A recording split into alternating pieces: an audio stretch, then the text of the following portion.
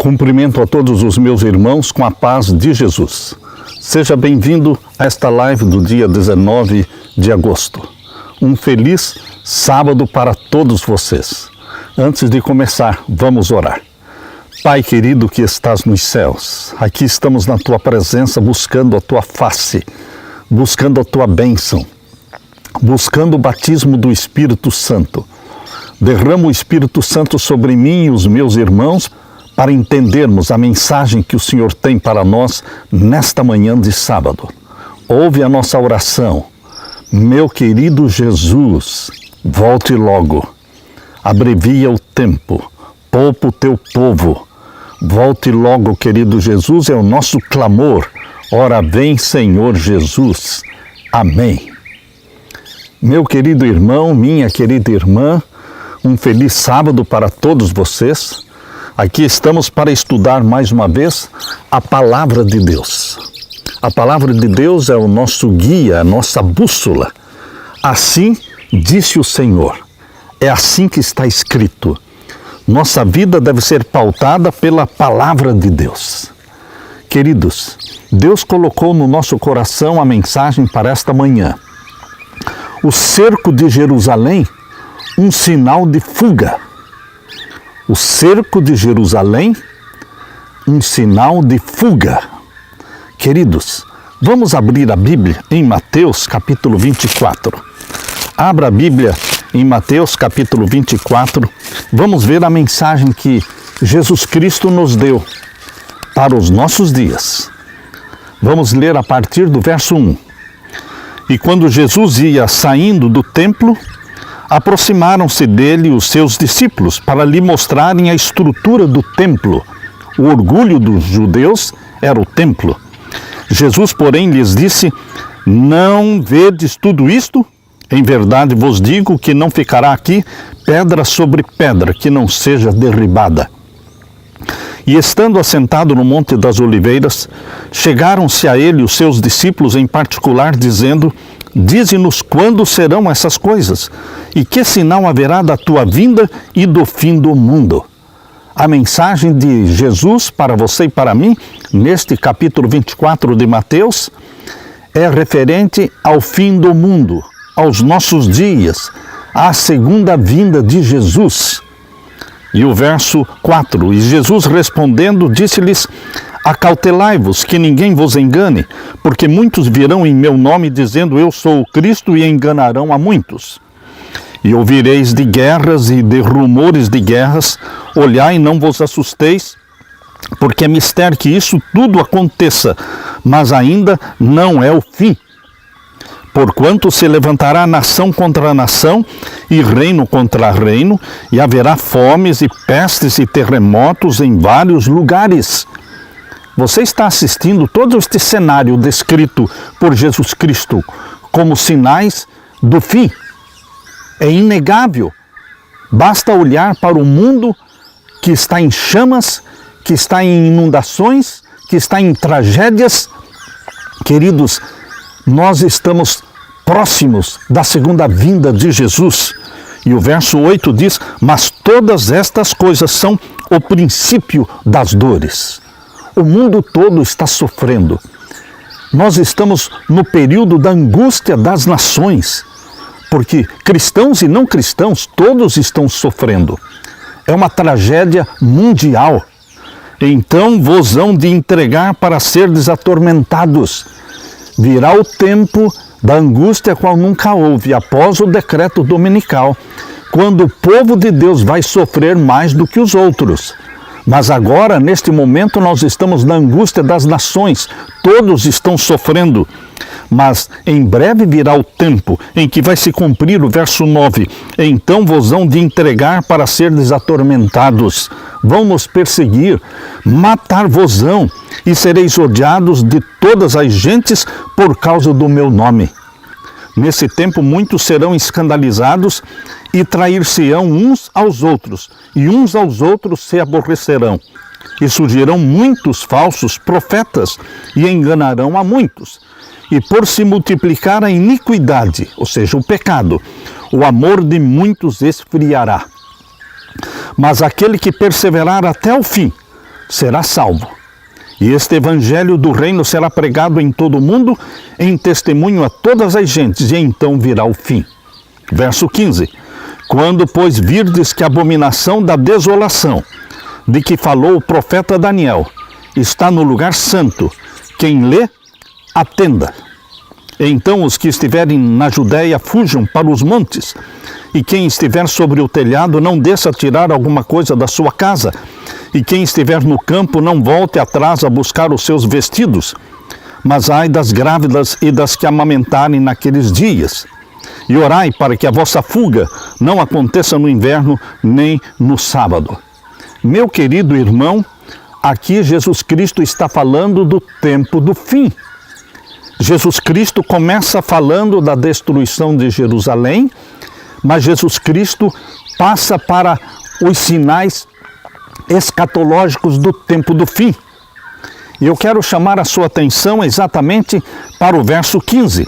Quando, pois, virdes que a abominação da desolação, da qual falou o profeta Daniel, está no lugar santo, quem lê, atenda. Jesus Cristo falou da destruição de Jerusalém pelo exército romano.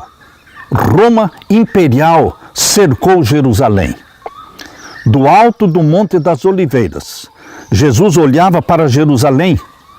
O cenário era lindo e era calmo. Era o tempo da Páscoa. E de todas as terras os filhos de Jacó se haviam reunido ali em Jerusalém para celebrarem a grande festa nacional. A filha de Sião parecia dizer em seu orgulho: estou assentada como rainha e não verei o pranto. Jerusalém, aqui em Mateus capítulo 24, representa o povo de Deus. A igreja de Deus nessa última geração, a nossa geração, Laodiceia, também se assenta como rainha e cheia de orgulho. É muito similar, meu querido irmão, aquilo que Jesus aplicou para Jerusalém naquele tempo e aquilo que a Bíblia aplica para Laodiceia em nossos dias. Laodiceia também se assenta como rainha e cheia de orgulho e diz: rica sou e de nada tenho falta. Apocalipse 3,17.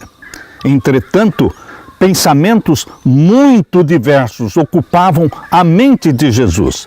Jesus via que os líderes da nação não conseguiam ver. Jesus via aquilo que os líderes da nação não viam. Quando ia chegando, vendo a cidade, chorou sobre ela. Lucas capítulo 19, verso 41. Meu querido irmão, de forma semelhante, Jesus vê a condição da sua igreja, Laodiceia, hoje, e também chora. Jesus chora em ver a situação desta nação adventista morna. Jesus chorou sobre Jerusalém e Jesus está chorando sobre a sua igreja hoje, dizendo, aqui em Apocalipse 3,17, palavras de Jesus. Apocalipse capítulo 3,17, abra sua Bíblia. Como dizes, rico sou e estou enriquecido e de nada tenho falta. Esta é a situação da igreja de Laodiceia. É muito semelhante à situação da igreja judaica nos dias de Jesus. Presunção, arrogância, sou como uma rainha assentada. Mas Jesus chorou e Jesus chora, porque Jesus diz, e não sabes que és um desgraçado e miserável e pobre e cego e nu. Meu querido irmão, Jesus chorou, mas as suas lágrimas, lá no primeiro século, as suas lágrimas não eram por si mesmo. Jesus chorava pela sorte dos milhares de Jerusalém, por causa da cegueira, da impenitência daqueles que ele viera para abençoar e salvar. Será que hoje a história é diferente? O que você pensa? Será que a nossa situação hoje é uma situação diferente? Somos mais espirituais? Estamos mais apegados a Jesus Cristo? A carta de Jesus para a igreja de Laodiceia mostra que não. Porque Jesus, ele está do lado de fora. Apocalipse 3,20 diz, eis que eu estou à porta e bato. Se alguém ouvir a minha voz e abrir a porta, veja a situação da igreja de Laodiceia. Jesus do lado de fora, chorando. As melancólicas palavras de Jesus naquele tempo foram: Jerusalém, Jerusalém, que matas os profetas e apedrejas os que te são enviados, quantas vezes quis eu ajuntar os teus filhos, como a galinha junta os seus pintos debaixo das asas, e tu não quiseste. Mateus 23, verso 37. E hoje? O que é que Jesus Cristo falaria para a sua igreja de Laodiceia? Quais seriam as palavras de Jesus hoje para a sua igreja? Ó Laodiceia, Laodiceia, que perseguem os que pregam a verdade presente. Laodiceia, que persegue pastor Davi Gates, Dr. Walt Veit, Stephen Bohr, Samuel Ramos e muitos outros estão sendo perseguidos. Por quê? Qual é o pecado? Porque pregam a verdade presente. Aqui não existe nenhuma crítica, meu querido irmão. Nós estamos falando da nossa igreja, da minha igreja. Nós precisamos acordar para pregarmos juntos a verdade presente para os nossos dias. Nós pertencemos à Igreja Adventista do Sétimo Dia, mas nós entendemos que a situação da mornidão de Laodiceia, que afeta a maioria dos membros, é uma situação que precisa ser transformada. Nós precisamos acordar. A majestade do céu chorou sobre Jerusalém, e hoje a majestade do céu está chorando sobre a sua igreja arrogante e presunçosa, que se assenta como uma rainha e de nada tem falta. Jesus chora ao ver a pobreza espiritual da sua igreja, e o conselho de Jesus Cristo em Apocalipse 3,18 é: aconselho-te que de mim compres ouro provado no fogo para que te enriqueças, vestidos brancos para que te vistas e não apareça a vergonha da tua nudez, e que unjas os teus olhos com o colírio para que vejas. Meu querido irmão, o futuro estava misericordiosamente velado para os discípulos. Cristo apresentou diante deles um esboço dos importantes acontecimentos que ocorreriam antes do final do tempo. Os discípulos não entenderam, porque Jesus Cristo, ele falou sobre os acontecimentos escatológicos futuros, acontecimentos que ocorreriam antes do final do tempo. Suas palavras não foram então completamente entendidas, mas a significação ser-lhes-ia revelada quando o seu povo necessitasse da instrução nelas dada. A profecia que Jesus proferiu era dupla em seu sentido. Percebam, queridos, a profecia de Mateus 24 é dupla em seu sentido. Ao mesmo tempo em que prefigurava a destruição de Jerusalém, representava também, igualmente, os terrores do último grande dia. É isso que está no livro Grande Conflito, página 25, parágrafo 3. A profecia tem dupla aplicação. Ó, meu querido irmão, Jesus Cristo está falando através de Mateus 24 para os nossos dias. Jesus declarou aos discípulos que o escutavam que os juízos que deveriam cair sobre o apóstata Israel, especialmente o castigo retribuidor que lhe sobreviria por sua rejeição e crucifixão do Messias, sinais inequívocos precederiam a terrível culminação. A hora temida viria súbita e celeremente. E o Salvador Jesus advertiu aos seus seguidores, dizendo em Mateus 24:15, quando, pois, virdes que a abominação da desolação, de que falou o profeta Daniel, está no lugar santo, quem lê, atenda. Então os que estiverem na Judéia, fujam para os montes. Mateus 24, verso 15 e 16. Queridos, quando os estandartes idolátricos romanos, dos romanos fossem erguidos em terra santa, a qual ia um pouco além dos muros da cidade, então os seguidores de Cristo deveriam achar segurança na fuga. Quando vissem a cidade cercada pelo exército romano, Roma Imperial, cercando o povo de Deus, fincando em Terra Santa o estandarte idolátrico romano, a bandeira que representava o domínio de Roma imperial, o domínio do Deus Sol. Meus queridos, este era o sinal para fugir. Quando fosse visto o sinal, os que desejavam escapar não deveriam se demorar. A profecia que Jesus proferiu era dupla em seu sentido. Grande Conflito, página 25, parágrafo 3.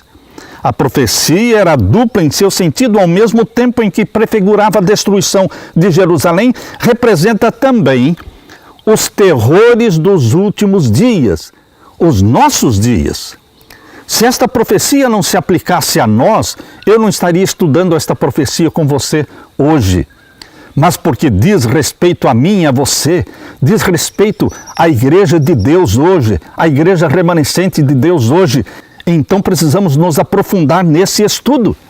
Naquele tempo foi Roma imperial que cercou o povo de Deus. E agora? Será Roma papal. Roma sempre Roma. O estandarte idolátrico romano naquele tempo eram as centenas de bandeiras romanas fincadas ao redor de Jerusalém, mostrando que eles não tinham saída. Teriam que se render ao Deus Sol. Hoje o estandarte idolátrico de Roma é o quê? É a bandeira da lei dominical.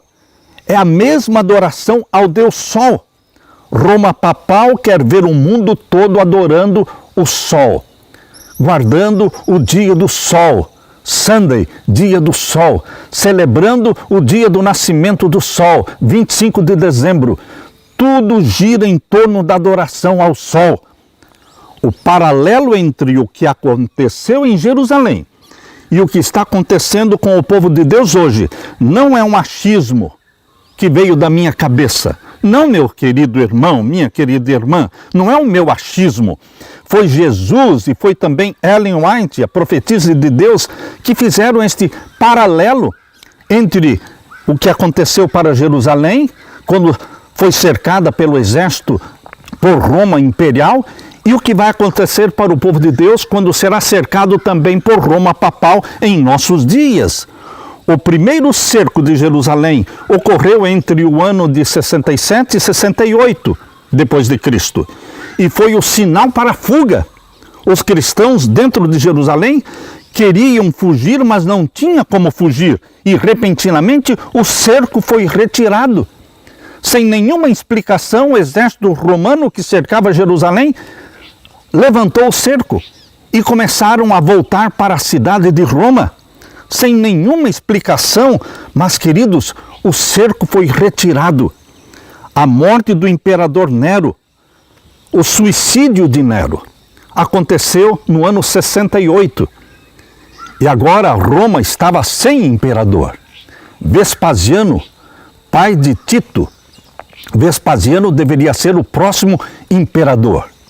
Um aviso foi enviado para o exército romano que cercava a cidade de Jerusalém, dizendo: voltem para Roma, porque eu preciso do exército para me tornar imperador, um novo imperador. Queridos, por isso o cerco de Jerusalém foi retirado e o exército romano começou a voltar para Roma. Este foi o momento, este foi o sinal para a fuga, quando os cristãos aproveitaram a oportunidade dada por Deus.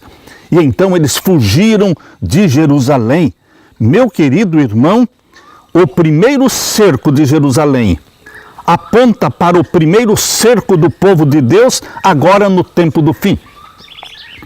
Você entende que a pandemia de 2019 até 2022 pode ser muito bem comparada com o primeiro cerco de Jerusalém? Mas agora houve uma trégua, houve uma pausa, para que todos respirassem. O ano de 2023 está sendo como que um ano em que as coisas voltaram para o normal e que todos estão viajando, estão passeando, estão respirando. Mas, meu querido irmão, este é somente o momento certo para a fuga. Assim como a retirada do primeiro cerco foi o sinal para que o povo de Deus fugisse de Jerusalém, Agora o ano de 2023 é o último ano de liberdade. É o ano em que você, povo de Deus, precisa fazer planos para sair das grandes cidades e procurar a vida no campo, preparando um lugar para a sua família, preparando uma arca, como Noé preparou uma arca para a sua família, você precisa preparar um lugar para a sua família. Meu querido irmão, 2023 eu entendo como sendo o último ano de liberdade. E 2024 começa o ano da escravidão, quando as liberdades serão tiradas. Eu convido você para que leia comigo o que está no livro Eventos Finais. Neste livro, Eventos Finais, no capítulo 7, na página 57.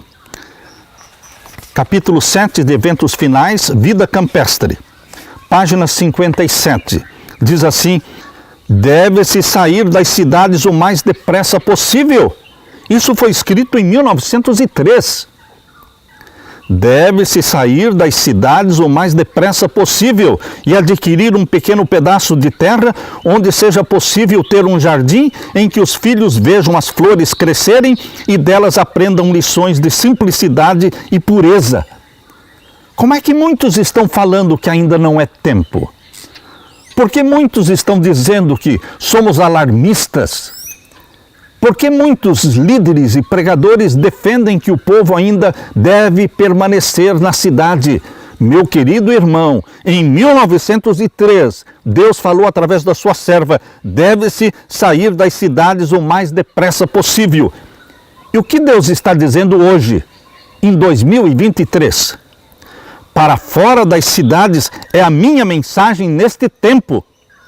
Estejam certos de que o apelo é para que o nosso povo fixe residência quilômetros de distância das grandes cidades.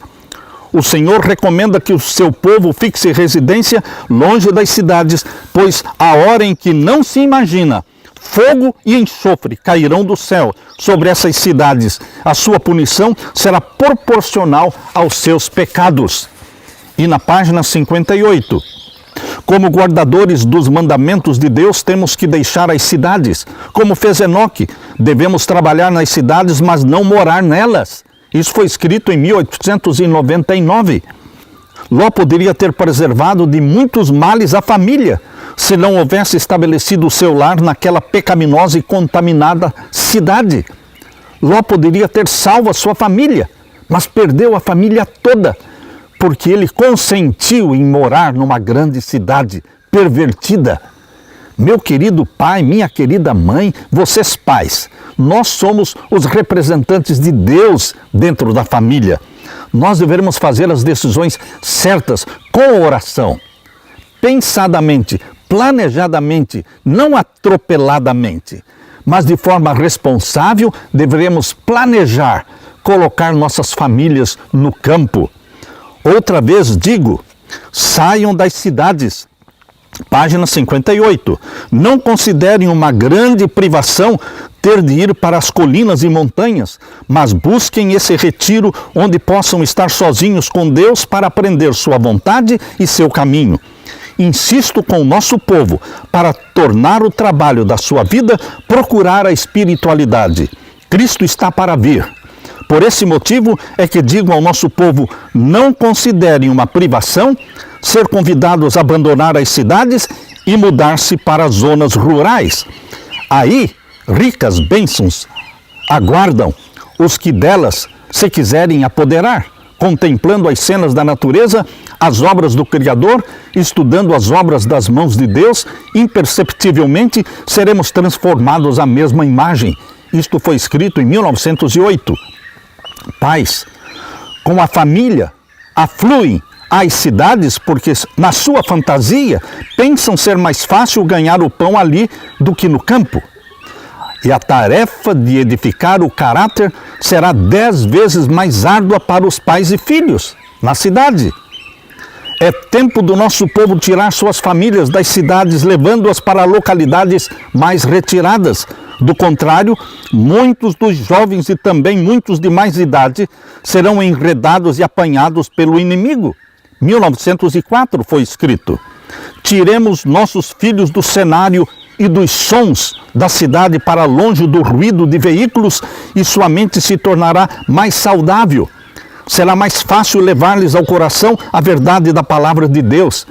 Foi escrito em 1905. Não é a vontade de Deus que seu povo fixe residência nas cidades onde há constante agitação e confusão. Deveriam poupar aos seus filhos tal coisa, pois todo o organismo é prejudicado pela correria, precipitação e barulho. 1902. O Senhor deseja que o seu povo se mude para o campo, onde se poderá estabelecer na terra, cultivar as próprias frutas e verduras e onde os filhos poderão estar em contato direto com as obras de Deus na natureza. Minha mensagem é: tirem as famílias das cidades. Isto foi escrito em 1902. Meu querido irmão, eu não estou aqui para assustar ninguém, mas o meu apelo é que você, com tempo, com oração, com humildade, com planejamento, sem atropelamento, você planeje colocar a sua família no campo. Pense um pouco. Qual é o plano de Deus para o meu lar? Suplique a Deus que abra as portas. Suplique a Deus que providencie os meios necessários. A partir de 2024, o segundo cerco virá. O primeiro cerco pode ser comparado com a pandemia. E agora houve uma trégua. Mas em 2024 o segundo cerco virá trazendo escravidão, destruindo a liberdade de ir e vir, de comprar e vender. O plano da Agenda 2030. O plano da Agenda 2030 é colocar chip em todas as pessoas em todo o mundo. Todos serão chipados. Quem não tiver o chip não existirá. Simplesmente a pessoa que não aceitar o chip não existirá. Simplesmente assim, não vai poder comprar nem vender, não vai ter energia, não vai ter água, não vai ter alimento. Por isso precisamos viver no campo, meu querido irmão, onde podemos ter a nossa própria água, poderemos ter nossa luz solar, poderemos ter os nossos alimentos, mas leva tempo para aprender a viver no campo. Você e eu precisamos aprender, nós estamos aprendendo a viver no campo, plantando e orando sobre cada pé de frutas, cada planta que você planta, você ora e pede a bênção do Senhor. Mas, queridos, muitos estão desacreditando. Muitos acham que isso é alarmismo. Será que vai acontecer mesmo isso? Será que a escravidão vai acontecer mesmo em 2024, 2025? Não fique esperando para saber se vai acontecer, meu irmão. Atenda ao conselho de Deus. Atenda ao conselho de Deus. Você não vai perder nada em obedecer a Deus. Faça isto com oração, com jejum, com humildade. Durante quase 40 anos, depois que a condenação de Jerusalém foi pronunciada por Jesus Cristo, o Senhor retardou o seu juízo sobre a cidade e sobre a nação. Jesus fez este pronunciamento de Mateus 24 por volta do ano 31, ano 30 e 31, mas o cumprimento desta profecia ocorreu no ano de 70, quando Jerusalém foi cercada e foi destruída. Então, houve um adiamento dos juízos. Hoje também está havendo um adiamento. Da mesma forma, está ocorrendo agora. Como em 2023 estamos tendo tempo para respirar e viajar, muitos estão pensando que o mal passou. Eles se esquecem da Agenda 2030 que será implantada. Quer gostemos, quer não gostemos, ela será implantada. Todas as predições feitas por Jesus relativas à destruição de Jerusalém se cumpriram à letra. Durante 7 anos, um homem esteve a subir e descer pelas ruas de Jerusalém, declarando as desgraças que deveriam acontecer na cidade. De dia e de noite, cantava ele uma voz fúnebre, dizendo: uma voz do Oriente, uma voz do Ocidente, uma voz dos quatro ventos, uma voz contra Jerusalém e contra o templo, uma voz contra os noivos, uma voz contra as noivas, uma voz contra o povo. Este homem estranho foi preso e açoitado, mas nenhuma queixa lhe escapou dos lábios. Aos insultos e maus tratos, ele respondia somente: ai, ai de Jerusalém, ai, ai dos habitantes dela. Meu querido irmão, nenhum cristão pereceu na destruição de Jerusalém. Cristo fez o aviso e todos que creram em suas palavras aguardaram o sinal prometido. Quando virdes Jerusalém cercada de exércitos, disse Jesus, sabei que é chegada a sua desolação. Então os que estiverem na Judeia fujam para os montes. Jesus Cristo está pedindo para você ir para os montes, para as montanhas, para o campo. Terríveis foram as calamidades que caíram sobre Jerusalém quando o cerco foi reassumido por Tito, cerca de 2 anos depois, no ano 70. Milhares pereceram pela fome e pela peste. No cerco e morticínio que se seguiram, pereceram mais de 1 milhão de pessoas em Jerusalém. A destruição de Jerusalém constitui tremenda e solene advertência a todos os que estão tratando levianamente com os oferecimentos da graça divina e resistindo aos rogos da misericórdia de Deus. Meu querido irmão, minha querida irmã, no livro O Grande Conflito, diz assim: as profecias relativas à destruição de Jerusalém, Mateus 24, há de ter outro cumprimento, do qual aquela terrível desolação não foi senão tênue sombra. Na sorte da cidade escolhida, podemos contemplar a condenação de um mundo que rejeitou a misericórdia de Deus e calcou a pés a sua lei. Assim como Jesus preveniu os seus discípulos quanto à destruição de Jerusalém, dando-lhes um sinal da ruína que se aproximava, para que pudessem escapar, também advertiu o mundo quanto ao dia da destruição final e lhes deu sinais de sua aproximação, para que todos os que queiram possam fugir da ira vindoura. Declara Jesus Cristo: haverá sinais no sol, na lua e nas estrelas, e na terra angústia das nações. Meu querido irmão, estamos vivendo no tempo da angústia das nações, de Lucas 21, verso 25. Os que contemplam esses sinais, esses prenúncios da vinda de Jesus, devem saber que ele está próximo às portas.